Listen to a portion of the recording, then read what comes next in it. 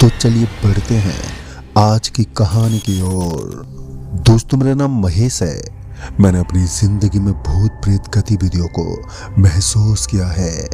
आज मैं आप सभी को मेरे साथ हुआ एक भयानक सफर बताने जा रहा हूँ।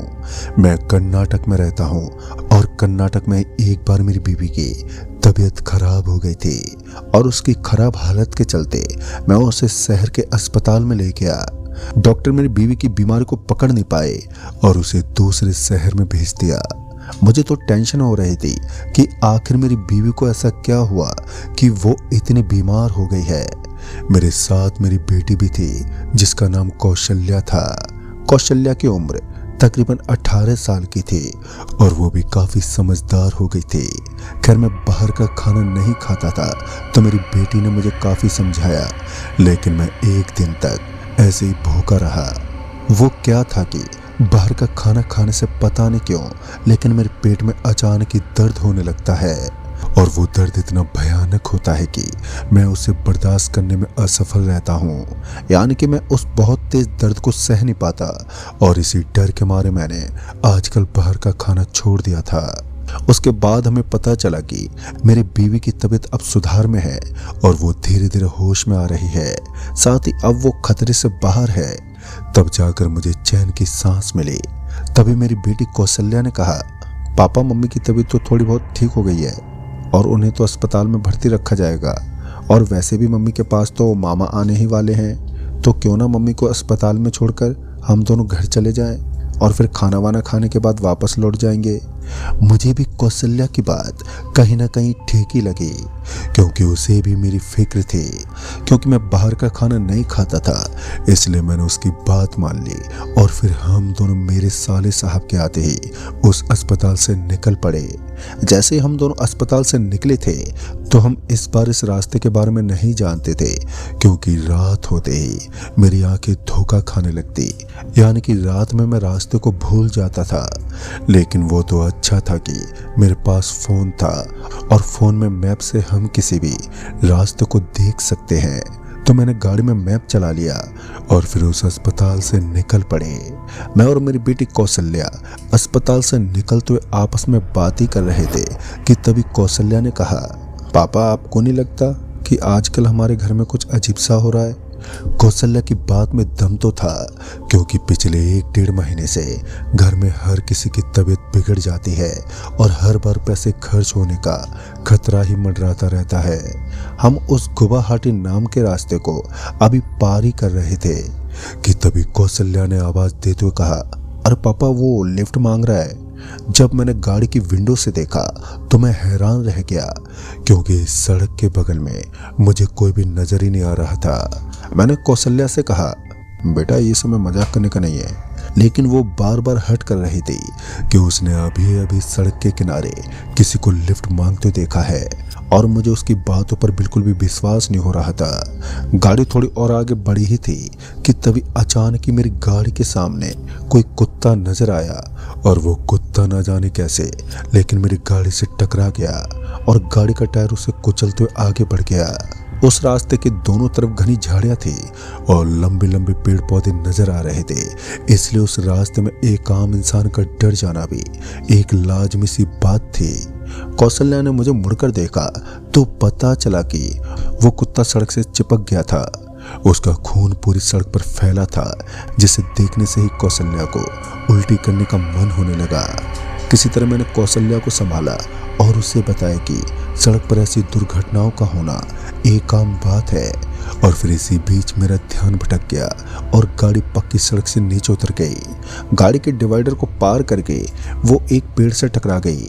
गाड़ी की स्पीड इतनी थी कि पेड़ से टकराने के कारण गाड़ी में लगे एयर गुब्बारे एकदम से खुल गए और उस भीषण एक्सीडेंट में मेरी गाड़ी के अंदर लगे सेफ्टी गुब्बारों ने हमें बाल बाल बचा लिया। वरना इतना भयानक एक्सीडेंट होने के बाद ऐसा कैसे मुमकिन होता है कि कोई आदमी के शरीर पर खरोंच तक ना आए। हालांकि गाड़ी महंगी थी और गाड़ी के अंदर सेफ्टी का आना लाजमी सी बात है। गाड़ी इतनी ज्यादा टूट गई थी कि गाड़ी का जरा भी आगे बढ़ पाना लगभग नामुमकिन लग रहा था। तभी मैंने अपनी बेटी कौशल्या को संभाला तो मैंने देखा कि वो एकदम सही सलामत थी।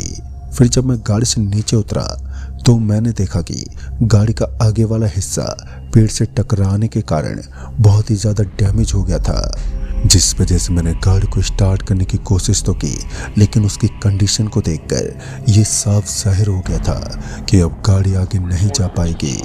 तभी मैंने अपनी बेटी कौशल्या को गाड़ी के पास रुकने को ही कहा, ताकि मैं इधर उधर जाकर ये देख पाऊंगा कि सड़क पर क्या कोई मदद करने वाला इंसान मिल सकता है। लेकिन कौशल्या की आंखों में इस सुनसान जगह पर रुकने का डर मुझे साफ साफ नजर आ रहा था, और उसे इस वीरान इलाके में अकेला छोड़ना भी बिल्कुल सही नहीं था। फिर मैंने तय किया कि मैं और कौशल्या हम दोनों एक साथ रहेंगे। फिर हम दोनों सड़क पर चले गए ताकि आने जाने वाले किसी मुसाफिर से मदद मांग सके।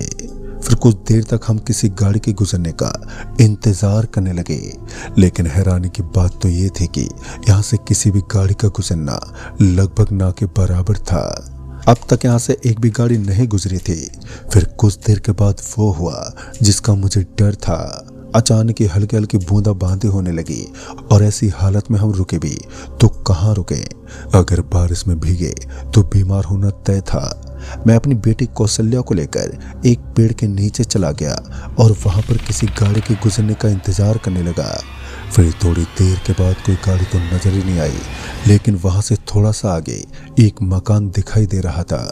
बीच जंगल में एक मकान का मिलना थोड़ा अजीब तो था, लेकिन मुझे लगा कि वहां से सुझाव लेना ही सही होगा।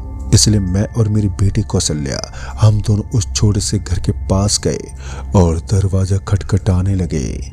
जैसे ही हमने दरवाजे को खटखटाया तो वो दरवाजा एकदम से खुल गया।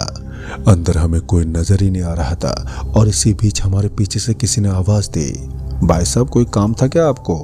जब मैंने पलटते पीछे की तरफ देखा तो मेरी आंखें चौंधिया गई, क्योंकि मैंने देखा कि शायद उस मकान का ही मालिक हमारे पीछे था, जो हमें पहले तो कहीं भी नजर नहीं आया था। फिर मैंने उस आदमी से कहा, भाई साहब वो क्या है कि हमारी गाड़ी बीच जंगल में खराब हो गई है और यहाँ से निकलने का कोई रास्ता भी नजर नहीं आ रहा है, तो क्या यहाँ से आगे पीछे कोई मैकेनिक की दुकान है क्या? पहले तो उस आदमी ने कुछ जवाब ही नहीं दिया। फिर उसने धीमी सी आवाज में कहा, यहाँ आसपास कोई मैकेनिक तो नहीं है, लेकिन आज रात आप मेरे घर पर रुक सकते हो। मुझे उस आदमी की बातों में ज़्यादा दम नहीं लगा, और साथ ही मैं ऐसे वीरान इलाके में रुकना नहीं चाहता था।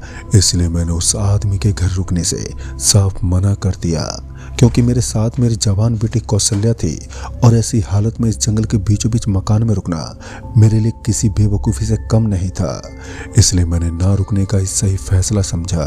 फिर मैंने अपने साले साहब को फ़ोन किया, और किस्मत से फ़ोन लग भी गया, और उन्हें पूरी बात बताई कि गुवाहाटी से आगे वाले रास्ते के पास हमारी गाड़ी खराब हो गई है और अब हम आगे नहीं जा पाएंगे।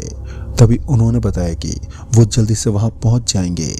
खासकर उन्हें किसी जगह रुकना नहीं है, बस पैदल पैदल साले साहब की तरफ जाना है, क्योंकि वो इस रास्ते को काफ़ी अच्छे से जानते थे। उनका आना जाना लगा ही रहता था। फिर मैंने अपने साले साहब की बात मानी और कौशल्या का हाथ पकड़कर उस मकान मालिक को नमस्ते कहकर वहां से निकलने लगा। अभी मैं वहां से निकल ही रहा था कि उस आदमी ने कहा, तुम जानते नहीं हो कि मैं कौन हूँ। मैंने उसकी बातों पर ध्यान ही नहीं दिया और चुपचाप कौशल्या के साथ सड़क पर चलने लगा। अभी मैं थोड़ा आगे आया ही था कि मेरी नज़र उस कुत्ते पर पड़ी जिसने मेरी गाड़ी को कुचल दिया था। दरअसल वो कुत्ता अब अचानक ही सड़क से खड़ा होने लगा। उसकी बिखरे हुए मांस के टुकड़े भी अब गायब हो चुके थे, और वो सड़क से उठकर अपनी डरावनी नज़रों से मुझे देखने लगा। उस कुत्ते के पीछे पीछे मुझे एक 6 फुट की लंबी कद काठी का आदमी भी नजर आया। हालांकि वो मुझसे थोड़ा दूर था तो मैं उसको ठीक से देख नहीं पाया। ऐसा लग रहा था मानो मैंने इस आदमी के चेहरे को पहले भी कहीं देखा था। फिर जब मैं उसके और पास गया तो मैंने देखा कि ये तो वही आदमी था जो कुछ देर पहले अपने मकान में मुझे रुकने को बोल रहा था। उस आदमी को देखते ही कौशल्या डर से एकदम से कांपने लगी। अभी मैं उस आदमी का चेहरा देख ही रहा था कि अचानक उसकी गर्दन किसी पंखे की तरह इधर उधर घूमने लगी। उसने अपनी गर्दन को कुछ इस तरह से मोड़ दिया था मानो वो टूटी हुई है। तभी मैं और कौशल्या बहुत ही बुरी तरह से डर गए। हमें समझ ही नहीं आ रहा था कि अब हम क्या करें। इसी बीच वो कुत्ता भी हमारी तरफ भौंकने लगा और साथ ही उस आदमी ने अपने पैरों को मेरी तरफ बढ़ाना शुरू कर दिया। तब जाकर मैंने उस आदमी के पैरों को देखा तो मैं बुरी तरह से सहम गया। दरअसल उस आदमी के पैर पीछे की तरफ मुड़े हुए थे और वो कुत्ता भी हवा में उठा हुआ था। मुझे समझते हुए ज़्यादा टाइम नहीं लगा कि अब यहाँ से भागना ही ठीक होगा। मैंने अपने कदमों को पीछे मोड़ा और कौशल्या का हाथ पकड़कर वहां से सरपट भागने लगा।